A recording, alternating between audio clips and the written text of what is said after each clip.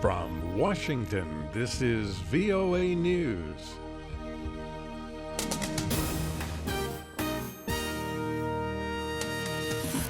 I'm David DeForest reporting President Barack Obama will address the nation on terrorism. Mr. Obama Sunday urged Americans not to give in to fear following the recent attacks in Paris and California.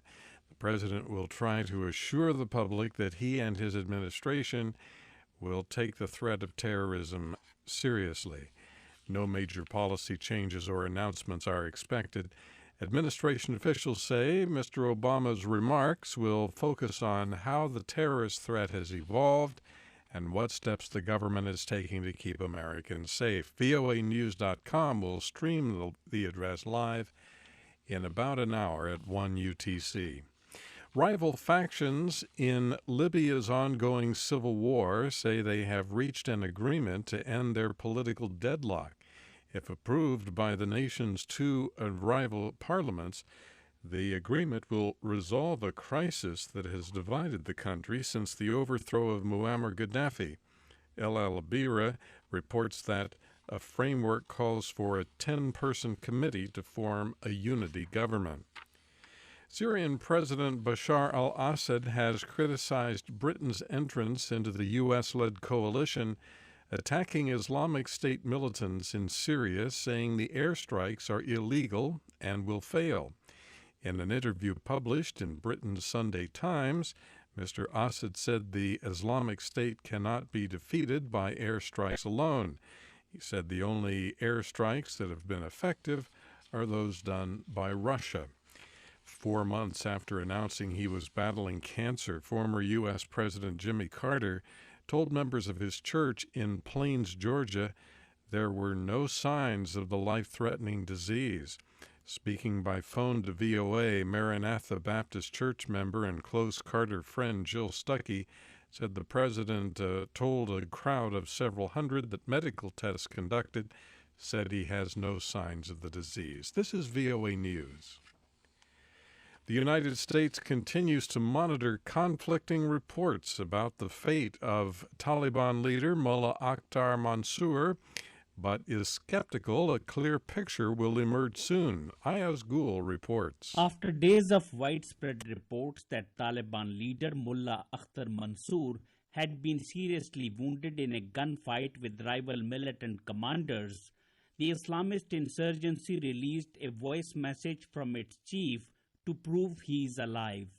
In the message released Saturday, Mansour rejected reports of his death in a shootout in neighboring Pakistan and of rifts within the Taliban as propaganda from the Afghan government and its intelligence agency.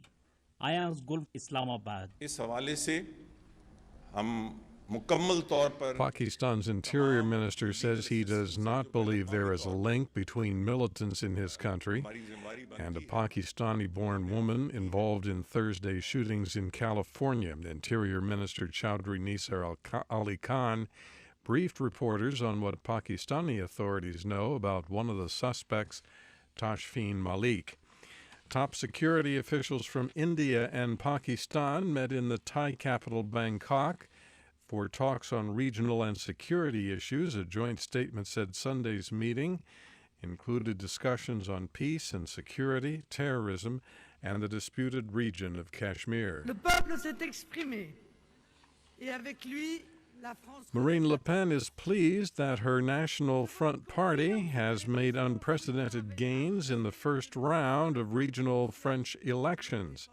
French polling agencies show the National Front won between 27 and 30% support nationwide, followed by former President Nicolas Sarkozy's center-right Republican Party and the governing Socialists. The election comes as France remains under tight security following last month's terrorist attacks in Paris.